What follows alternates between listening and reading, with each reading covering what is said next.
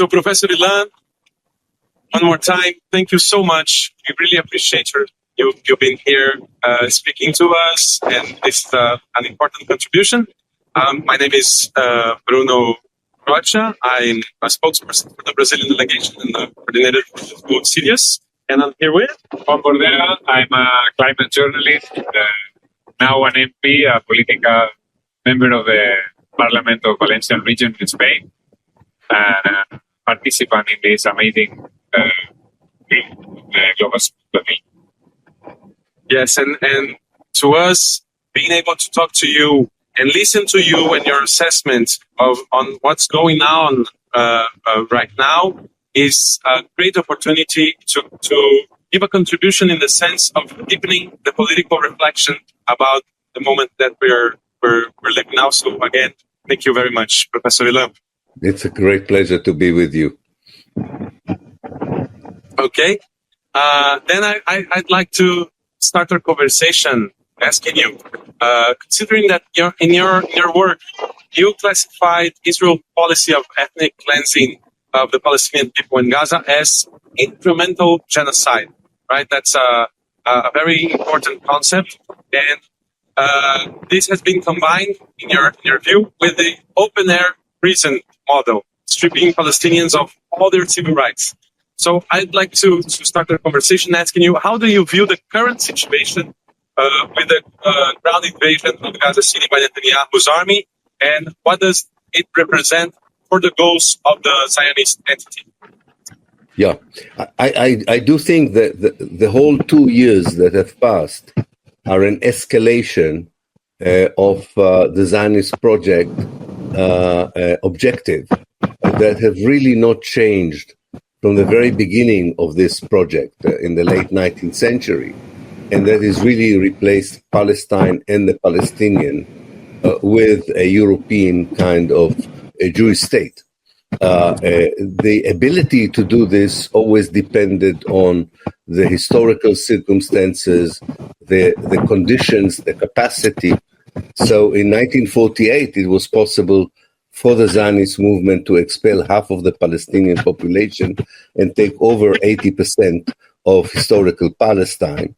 In 1967, the circumstances enabled the Zionist movement to take over the whole of historical Palestine. But whenever they took more territory, they also included a larger number of Palestinians under their rule and under their control. And for years, since 1967, Israel was looking for a way of dealing with its wish to have the whole territory and not having the people living in that territory. And much of what Israel does also depends on the resistance, on the reaction. So they found a way of finding enough politicians, I would say, in the West Bank to allow them some sort of control of the area without including the people in the state, without giving them basic civil rights and human rights. But it didn't work in the Gaza Strip. And in Gaza Strip, the resistance continued. And therefore, the next stage came. If we cannot control them, if we cannot overcome the resistance, it's time for elimination. It's time for genocide. And they were looking, of course, for the pretext, the excuse. And the 7th of October gave them that kind of pretext. Now, this is also, and it's terrible to say it because we have 65,000 people dead and 9,000 who are absent and so many wounded and so many displaced, but it's still, in their eyes, is not completed. And therefore, they are now escalating within the escalation. That is to destroy the whole major city of Gaza, regardless of the human cost. I think there's this particular government is watching the world, and if the world is only content with words and not actions, it always escalates what it does without inhibition. And why do I say it's impossible even to say this, because what they have done so far is horrendous and incomprehensible. And yet we can see that there's always another level of cruelty, another level of brutality, even when everything else had already been done. So for me, this is the worst kind of phase within a long process. I first called it ethnic cleansing. It turned into incremental genocide, and now it turns into full genocide. But the whole idea is to eliminate Palestine as an idea, as a nation, as a people, and much depends, of course, of how the international community would react now that these plans are not secret anymore. They are in the open, and we can see them on a daily basis. When I wrote about it in 2007, people said to me, no, this is not what Israel wants to do, or not that is what Israel had done. But I think very few people can now say that they don't know. The question is what we do, and part of what you guys are doing, of course, is so important because there needs to be all the time a reaction, an awareness, a recognition that the Palestinian people are facing an existential danger of existence. Yeah. Thank you very much, Ilan. You also refer to the particularity of settler colonialism carried out by Israel, and that the struggle for the Palestinian people is the struggle for justice for all those peoples who have been victims of imperialist colonialism. Would you talk a little about that? Yes. And in fact, as you know, I was in Brazil about 3 weeks ago, and one of the most moving moments was visiting a group of native Brazilians in a village near Paraty, and talking to the children there about settler colonialism. And I didn't have to use a lot of sophisticated academic language. They understood exactly what I was talking about.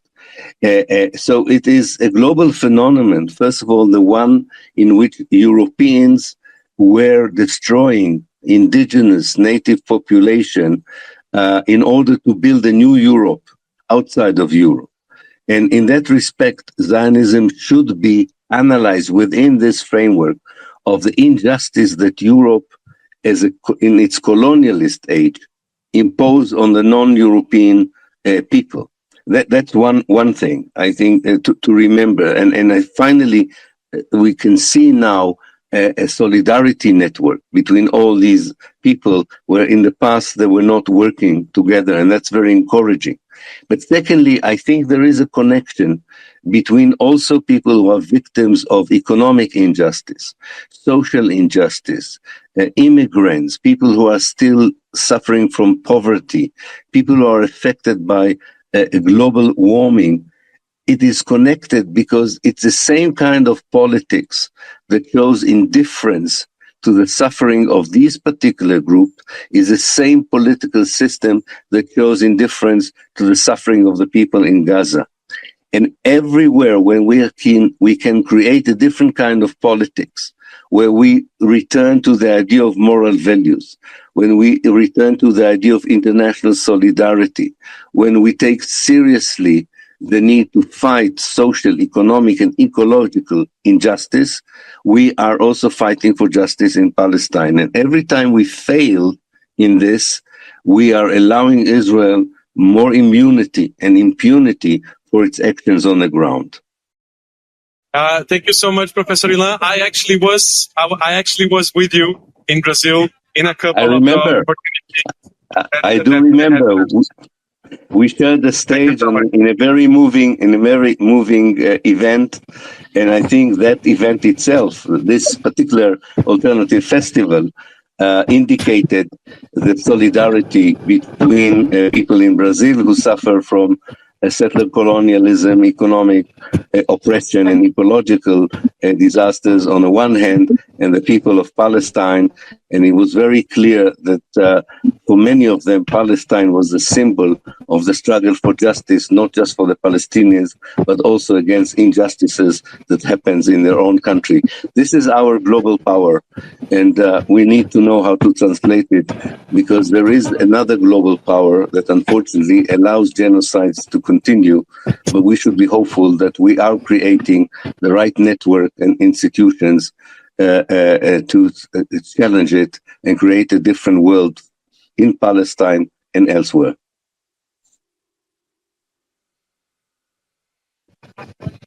Thank you, Professor. I will jump with one question that is more related to the environment that we are suffering in the flotilla.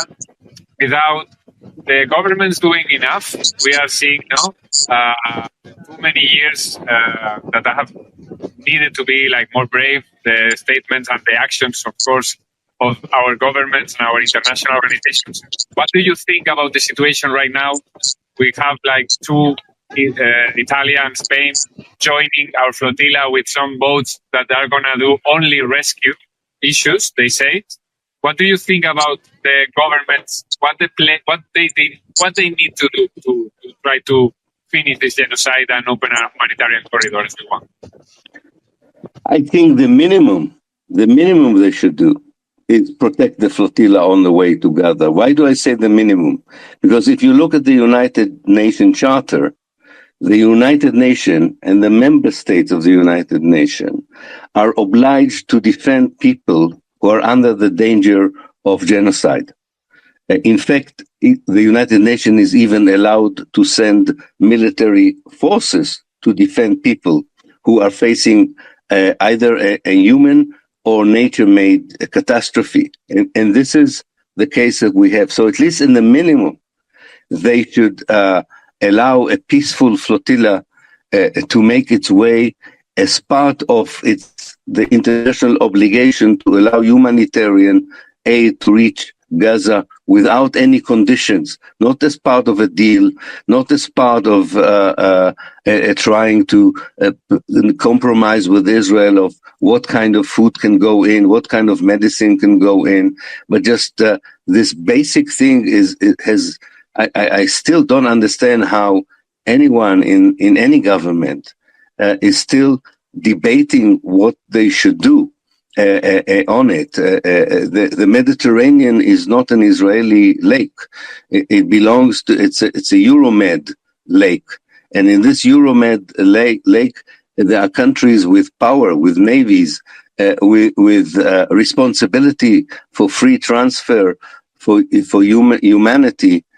All this seems to be not respected when it comes to Israel and Palestine. And this has the danger of affecting our confidence in international law and international cooperation. So I do hope that they would understand that this is not just about Gaza. This is really about the future of this whole area and its ability to deal with issues of immigration, which bothers so many people, and poverty and ecology. This is part of it.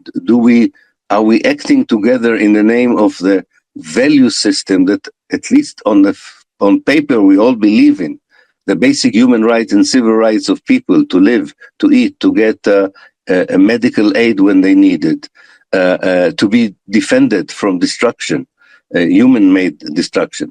All this is really something that should become as natural, as almost like second nature to the government. And we understand that there are lobbies and there are cynical politicians, and this is why we don't see that action yet. But let's hope that they understand that this is beyond the question of Gaza. This is about the future of our area.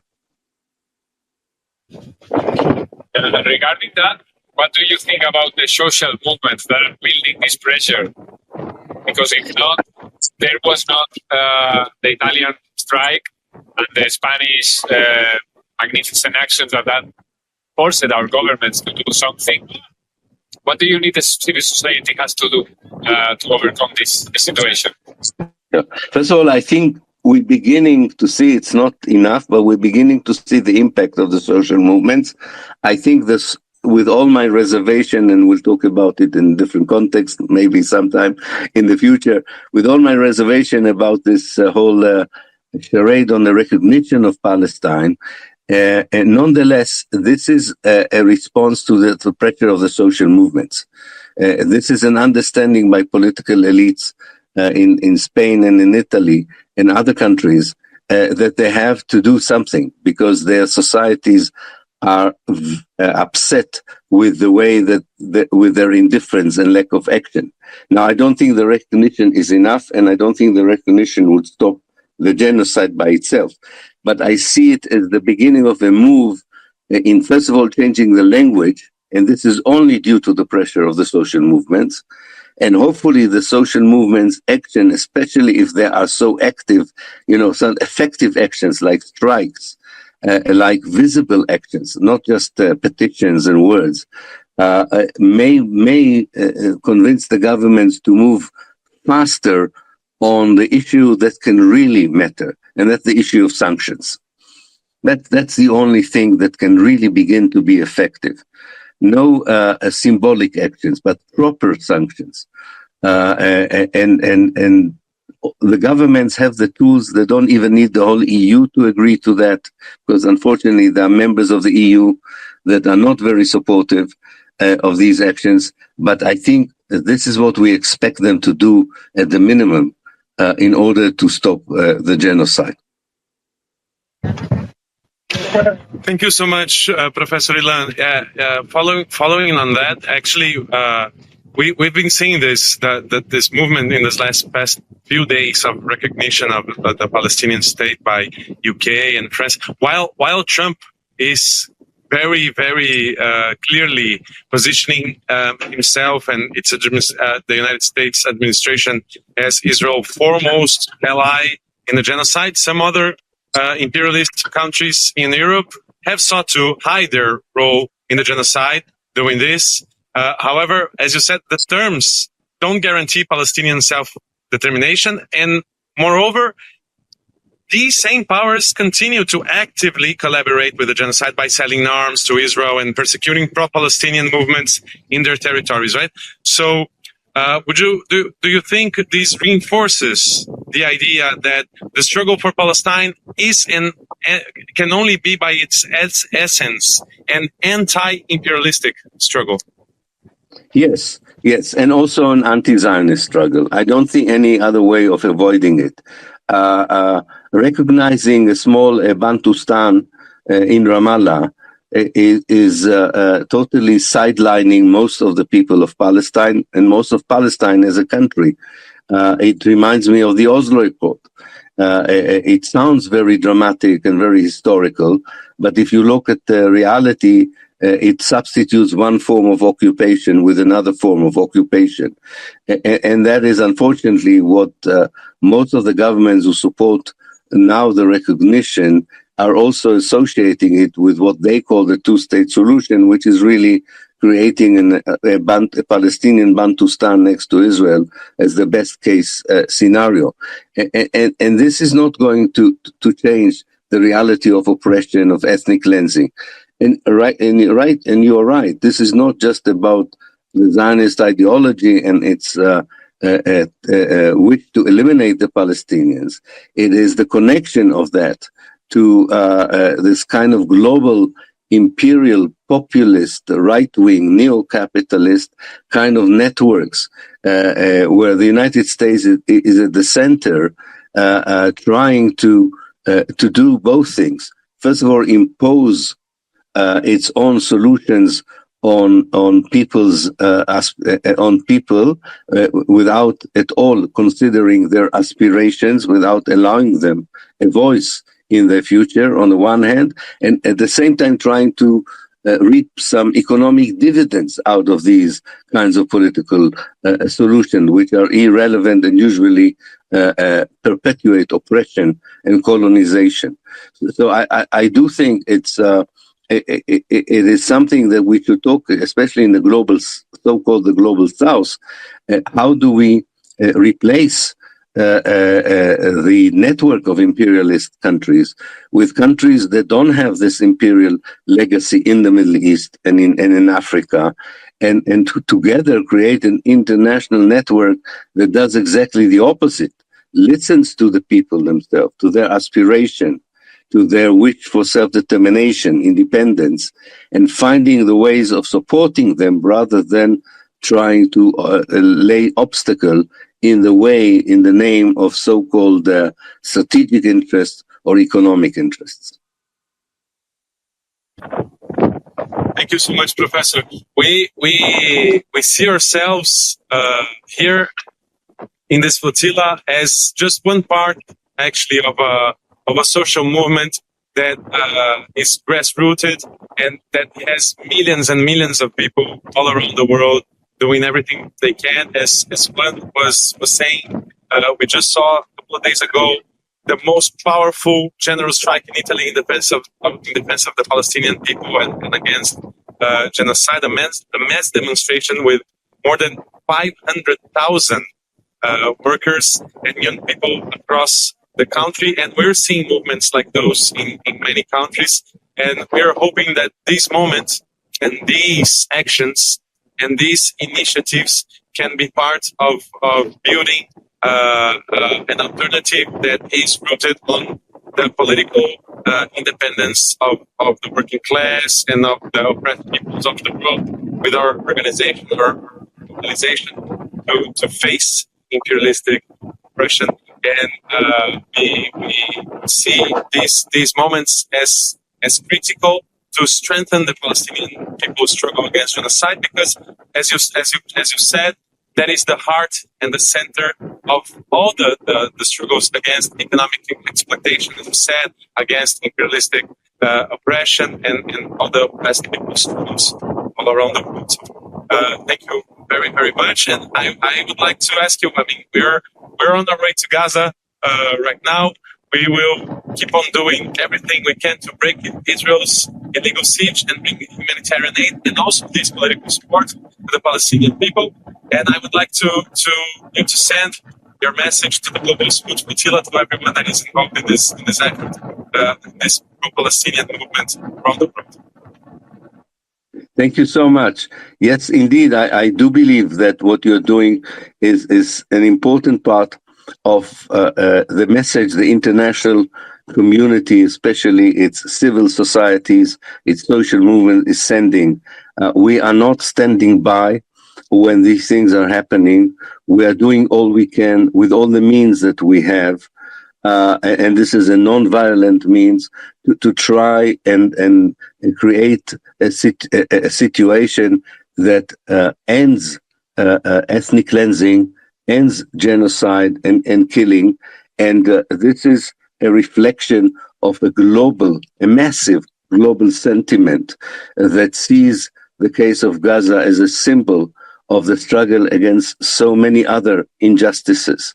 And I'm sure the people of Gaza, as much as they are now desperate and do not see a way out of the situation, would welcome such an act, such a recognition that they exist, that people care, that people lose sleeps at night in order to find any possible way to end their suffering. I think that is very, very important. And I hope that on another level, it would put to shame the governments who have much more capacity and ability than you have, for both the humanitarian aid and to change the reality, would feel shame and would hopefully, at least the more decent among them, among these politicians, would feel embarrassed and will take the example and understand that there is much that they can do. They cannot keep saying, well, there's nothing we can do. There's so much they can do. So at least to stop the carnage, to stop the genocide, and create the conditions for beginning decolonization, reconciliation that would benefit everyone, Jews and Arabs alike, between the river and the sea, living in equality, in liberation, in freedom, and not as we have it now, having the Palestinians living under apartheid, ethnic cleansing, and genocide. Thank you so much, Professor. I think we are so satisfied with this conversation. Thank you so much. Thank you so much. And good luck with everything, and keep in touch. And I hope all goes as well as one can hope for. and you and all of us are with you. I was in London in a conference with Jeremy Corbyn, and we talked with one of the other ships. I don't remember which one it was. And from London, we send our support and solidarity. So there are people, and I'm sure you're aware of it, watching, praying, and supporting with all their hearts and souls your sacred mission. That is definitely the strength that is pushing us through the Mediterranean. That's the strength that we want to deliver to the Palestinian people, who are the ones pointing us, guiding us, pointing us the way to strengthen their struggle, not only against genocide, but for a free Palestine from the river to the sea. Thank you so much, Professor. And we will keep in touch. We'll keep on struggling together.